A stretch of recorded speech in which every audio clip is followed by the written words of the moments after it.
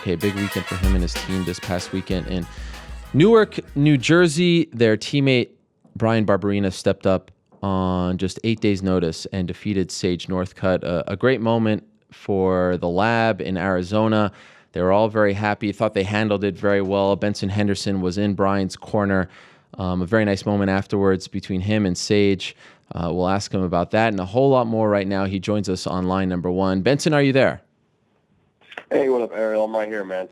Thank you very much for joining us. Appreciate it. As always great to talk to you. We'll get to Bryan's win in a second, but I do understand that you have some major news to share with the world. So the floor is yours, my friend. What do you got? Oh, yeah, just to make it official, man. It's the move everyone's been hearing about, been talking about for a while. First time a former UFC fighter going off a nice little win streak, heading over to Bellator. I'd like to officially announce my move over to Bellator MMA. Wow. I'm beyond excited for this next phase of my career. It's a big move, like any move when switching employers or jobs after having worked somewhere for such a long time. I got to thank the big man upstairs for putting some amazing people in my life. My wife, first and foremost, of course. A lot of truly smart and insightful people behind the scenes who helped make the connections and negotiate this deal to bring it to fruition.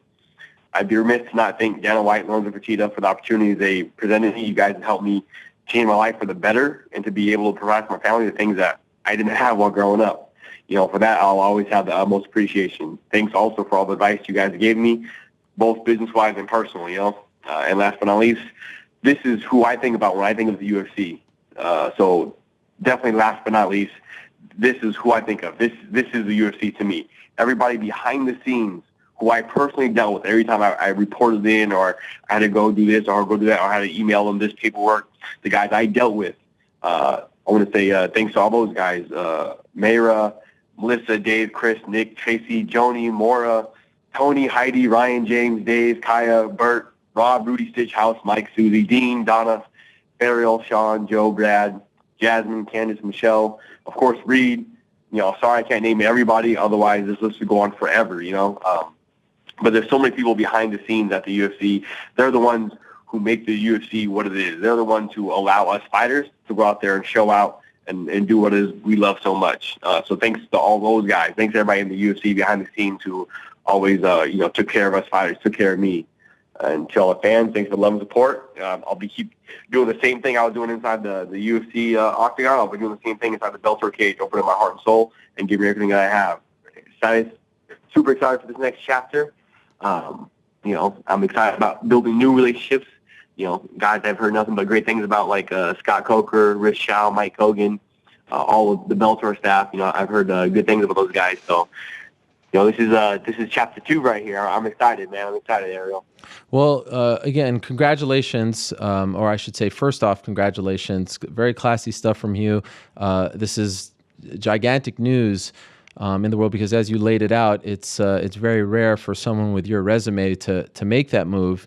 So I'm curious right off the bat, how difficult of a decision was this for you? Because you were in a good spot in the UFC. You seemed comfortable. You seemed relatively happy.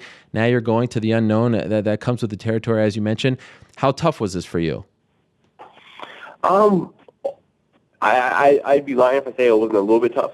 For sure, it was a little bit tough coming to make this decision. But ultimately, it's what's best for myself and my family. And Bellator presented one heck of an offer, you couldn't say no to. So ultimately, they made it pretty easy on me. They opened up the red carpet. They, were super nice, just very much taking care of me, and showed how much they wanted myself on board, wanted myself a part of their team. So when you get that sort of reception, hard to say no. Did they offer you anything? Did it come down to a serious negotiation? How did it go?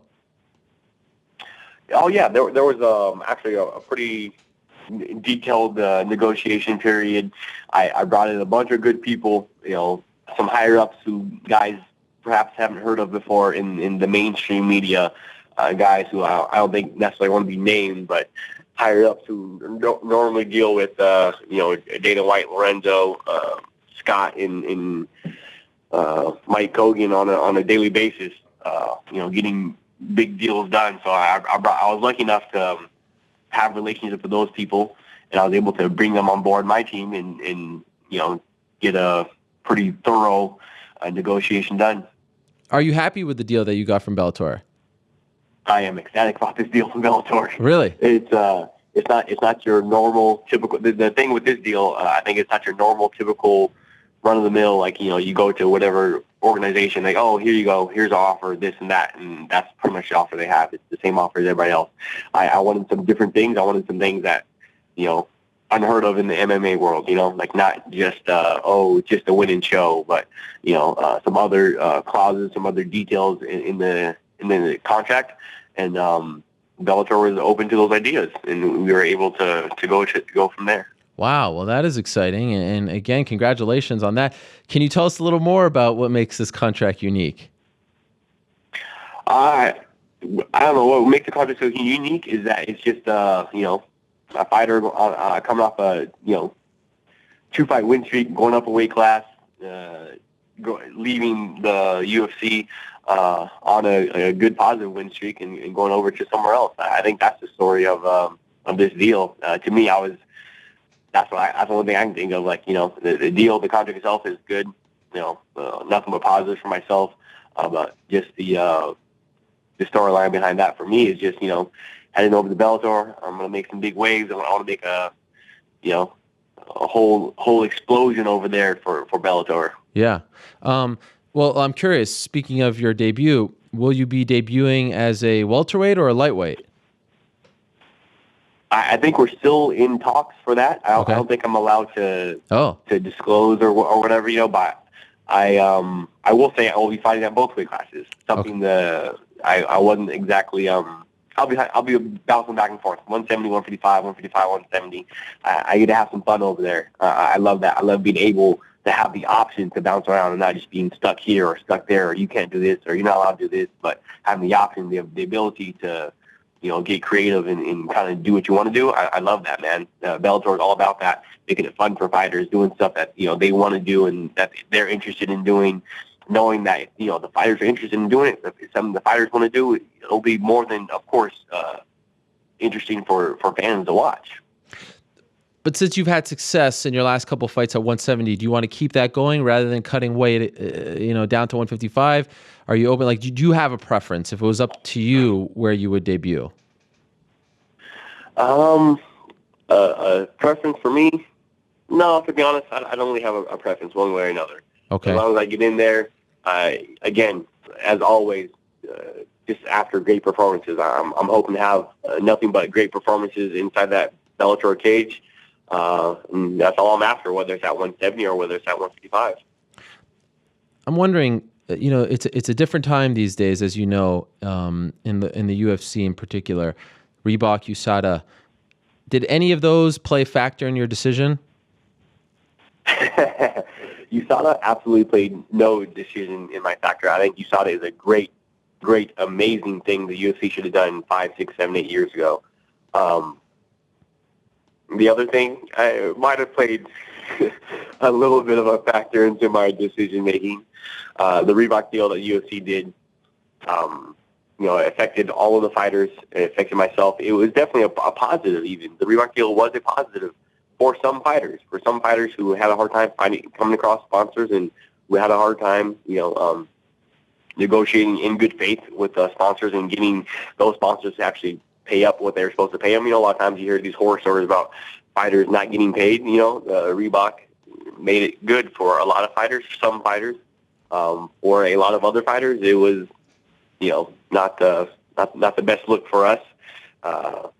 So for me, I would say it definitely affected my decision in the grand scheme of things. Obviously, you were there in New Jersey for your teammate, Bryan Barberena, and his big win. Again, congratulations to you and the team on that. And obviously, you knew that this was happening. Was it at all awkward for you to be there? You were at the weigh-ins. You, I think, shook hands with Dana White. I mean, what was it like for you now as a almost soon-to-be or maybe officially former UFC fighter to be there with your guy when all this is going on? No, again, like I said, talking about the people behind the scenes at the UFC, Tony, Mayra, Gene, all those guys, like they all heard the rumors as well. They knew, there were some talks of this and that and yada yada, but they're all just awesome, amazing people. So they didn't really treat me any different. It was the exact same. I like to think they all like me, or they have positive opinions of myself, and I definitely have positive opinions of them. They're all around great people. They work their butts off. The guys behind the scenes of the UFC work their butts off. They bend over backwards, not only for the UFC VPs, the UFC, their bosses who yell at them and tell them, you got to do this, you got to do it this way, you can't dress this, you can't say this, you can't post this. But they bend over backwards for us fighters, helping us do, be able to do what we do at our optimal peak levels. If a fighter says, oh, I need yada, yada, yada, one of the UFC guys they're all over it. They're taking care of it. So you see, I feel like, and I said this before this news obviously came out, but as we were anticipating 2016, free agency in MMA is the story to watch this year, because we're finally starting to see fighters play out their contracts and test the market. And I think people need to learn this, that it's not an animosity thing, or a fighter rebelling or being a Benedict Arnold. We see this in every other sport. This is a common occurrence, and so it's going to be really interesting. And I think that your move now potentially creates a snowball effect. Did you look at it that way? Like, do you think? And maybe the way you prefaced it is a preview of what your answer is going to be. But do you feel like you're going to create this snowball effect and be a pioneer, and other young fighters who are now free agents or soon to be free agents are going to be like, wow, Benson Henderson, former champion WC and UFC, now did the job. Now it's okay for me to go. Are you trying to create that kind of movement here so that there's this open market in our sport? I wouldn't say I'm trying to create the movement. I would think that it would be silly for fighters. I know us fighters, we're not always the sharpest tools in the shed. We're not the brightest bulbs, but we're relatively smart individuals. It would definitely be foolish of any fighter to not at least take a look at his options. If you don't, take a look at what you could get potentially elsewhere, it'd be, maybe not the best idea. But for some people, maybe that is what they want to do. That's the route they choose. But you're right, though, like saying that it's new to the MMA, because MMA is such a young sport still. It's such a young sport. But in, the professional soccer, or, the world football, you see guys leaving from the English Premier League to go to the MLS, or you see guys leaving MLS to go to the English Premier League. Basketball, you see it all the time. I'll see it all the time. It's just the same thing. What people need to understand, and sometimes have a hard time understanding what, me as a fan of sports, I had a hard time understanding for a long time, is that the business side of sports. Like, in the long run, sports are amazing. It's, transcendent stuff, but in the long run, the owners of the teams, the owners of the leagues, the players themselves, it is a business. You have to make the best business decisions for yourself, for your family. If you have a chance to make this much money, or to be able to take care of your family in this way, and then you lose out on it just because you are strong-armed, so to speak, or is looked down upon to look at your options, I'd say look at your options, man. Look at your options. Was this a two-horse race between the UFC and Bellator, or did you consider any other promotions? That was what took so long, is because I considered all other options. I had a couple of long conversations with Hume for ONE FC. Uh-huh. They presented actually a strong offer. They presented a very strong offer. Number 2 in the offer sheet was you could say it was ONE FC. They came with a strong offer. They rolled the red carpet also. For these other organizations to be able to have the chance to scoop up a free agent like former UFC yada yada whatever, they all jumped at the opportunity. They all came with some strong offers, and I wouldn't say it was just a two-horse race. There were a lot of other organizations that we took offers from. It wasn't just even took a couple offers from kickboxing organizations. I was looking to go into just having a couple of kickboxing fights. Yeah, the money there wasn't the same for MMA, but I was taking offers from everybody. So that's what actually took so long. I know that Bellator might be getting into the kickboxing world soon. Is that on the table for you? That is, there's a clause in the Bellator contract for me to be able to do their sister organizations, the organizations that they have relationships with. Okay, yeah, And yeah. most importantly, I wanted to have my for love of the game clause in there, so I'll be able to continue doing. I was getting not browbeaten, but I was doing jiu-jitsu tournaments. I love doing jiu-jitsu tournaments. I love staying busy. I love competing, doing marathons and triathlons. Start going and doing into that. So there's a love of the game clause in my contract with Bellator that allows me to do jiu-jitsu tournaments and other things of that nature. So I was pretty excited about that too. So you said that ONE FC was number 2. I'm assuming that Bellator was number 1. Were you disappointed that you didn't get a better offer from the UFC? No, the UFC came with a strong offer. It was actually it was a very strong offer from the UFC. It would have made me the highest paid lightweight fighter on the roster, or I forgot what one of the guys said. One of the UFC VPs, not Dana, not Lorenzo, but one of the other VPs of the UFC was telling me like their offer, like, oh, well, hey, we gave you this offer, but if you look at it, it makes you the highest paid lightweight. Obviously not the belt holder, or put you at, I think it was like top 7 for the welterweight, something like that. I don't remember exactly, so I don't want to be quoted on that, but it was around that range. UFC came with a strong offer, but it's the intangibles. It's the sponsorships. There's other things. It's not just the base price. The base price, the win and show money. That's probably the last thing that was. Not the last thing, but one of the lower things that's considered, because there's a lot of other intangibles that go into a contract. And Bellator came with a lot of other high intangibles that UFC just couldn't quite, match. Are you a fan of, like, have you been following Bellator? I don't know, Will Brooks, their lightweight champion, just tweeted to you, "I'm your Huckleberry," which is kind of a nod to something that you like to say to people. Are you excited about particular matchups? Is he at the top of that list? What are your thoughts on the promotion as it stands right now? My thoughts on the promotion, I have watched Bellator.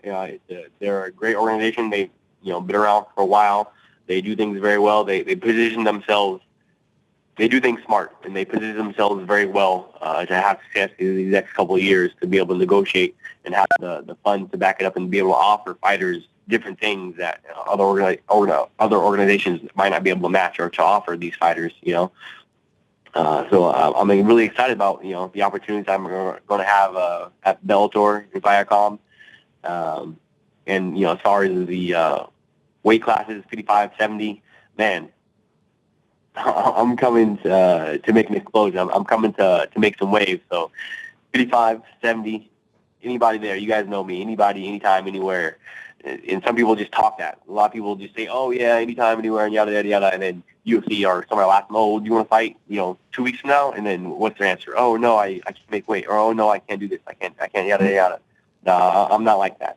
When I say anytime, anywhere, I mean it. And I'm coming after belts in Bellator. So whoever has the belt at 55, Will Brooks, the belt holder at 170, I'm coming after him too. I'm just excited, man. It's like, anytime you go somewhere new, different, you have your period of being slightly nervous and that sort of stuff. But I reach a point where I'm just excited. I'm excited for the opportunities. I'm excited for new things. No more rematches. No this, no that old stuff. But for me, it's all brand new. It's exciting, man. I just can't get over how excited I am to enter this chapter. After your win over Masvidal, you said that you intend on retiring in the UFC. Is that still the plan, or has it changed now? It's a fluid plan that changes and goes with the course. Bellator, I hear great things about Bellator. I imagine I'm not going to have any problems at Bellator, and I won't have any fuss from their lawyers or anything like that. So if it comes down to it, and this is the last contract, then this is the last contract, and I'll be retiring from Bellator. If there's one more contract after this, then that's no problem. Also, I can do one more contract after this with whoever, but that's a long ways away. That's a long ways away. So we'll see. Okay, so then let me ask you this, because I pay attention to this stuff. You have long said that you want to retire at 33. You're 32. Is that still the plan? That's the part I'm having a hard time with. That's the part there's some other things. There's a lot of other things I wanted to do before I got to be too old, so to speak, and I was capped by an age limit. I'm gonna see if I can still sneak those things in. It might be kind of hard for me, but I was in conversation with. I was able to get a hold of some of the higher ups of what I want to do, and they are open to. They say they can make special compensations to allowing someone of a higher age than their age limit get in. So, what are you referring to?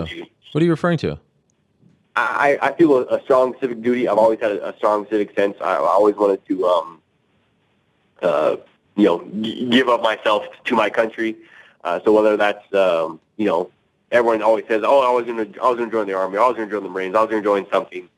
For myself, there's a limit to how old you can be when you join the Army or the Marines or the Air Force or something like that. But for myself, I wanted to retire at that age because you could still sneak in before the age cap. An age limit, but I was able to talk to some of the higher ups, and they said that they do make special compensations to let people in who are over the age. So if I can do that, I'll be going past 33. Wow! So you want to join the Army? We'll see. I want to say that exactly because okay. everyone gets all huffy join the Army or whatever. But I feel a strong civic sense. I've always felt that way. It's something I think every person, whether you're a man or a woman, you should give back to your country. You should in some way, shape, or form. Whether it's whatever it is you decide, something to do. And for me, I think I could help a lot with our armed forces. I've was sponsored by a body armor company, so I did a lot of stuff for our troops.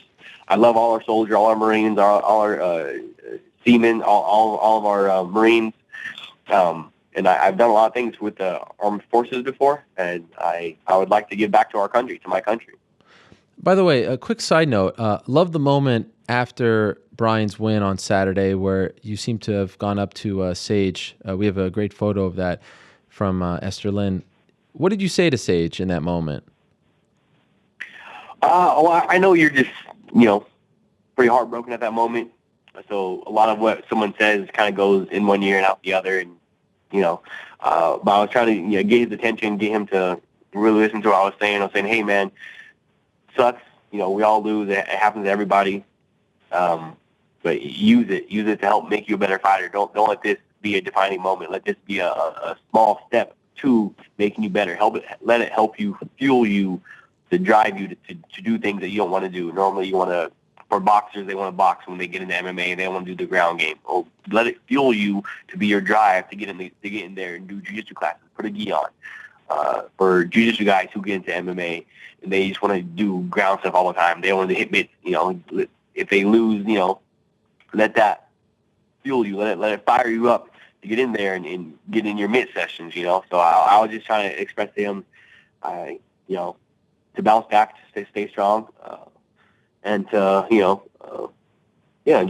all that nature. Right. It was kind of hard. It's kind of quick, Sure. I was only able to talk to him for about 30 seconds or so. So I was trying to, express all that in less words. By the way, I didn't ask you this before I let you go. When do you want to debut? As soon as possible. I want to debut next weekend if possible. Okay. Wherever the next Bellator show is next week, I'm ready to go. When I say I'm in the gym all the time, I'm always training. I'm not lying. I'm in the gym all the time. I'm always training. I'm always going to be ready. So I want to get this, get this show on the road. I want to get in there. I want to put on those Bellator gloves. I want to get in that cage and go have a great performance. Well, a fun little moment here. We actually have the president of Bellator MMA, Scott Coker, on the line. I thought it would be nice if he can officially now welcome you to the team. Scott, are you there? Yeah, I'm here. Scott, we got Benson on the line as well. How's it going, Benson, Scott? how are you? Yeah, I'm good. So happy that you signed with us. You're going to be a great asset to our company. And believe me, of all the free agents that are out there, I said to my guys, we got to go after Benson. He's our number one target. So welcome aboard and welcome to the family. And we're going to have a lot of good fun together. Thank you, Scott. Thank you. I'm excited for these next couple of years, man. It's gonna be great. Okay, well, that was a beautiful moment right there. I'm gonna pepper Scott with many more questions now. So Benson, I will let you go. Can't thank you enough for coming on and talking about this with us first, and most importantly, congratulations to you and your family. One of my favorites ever to cover. You're a class act, my friend. You deserve it and then some. So I'm really happy for you and this new deal. Good luck in your debut. I'll probably talk to you before then, but good luck and congratulations again, my friend. Hey, thanks a lot, Ariel. I appreciate it, buddy.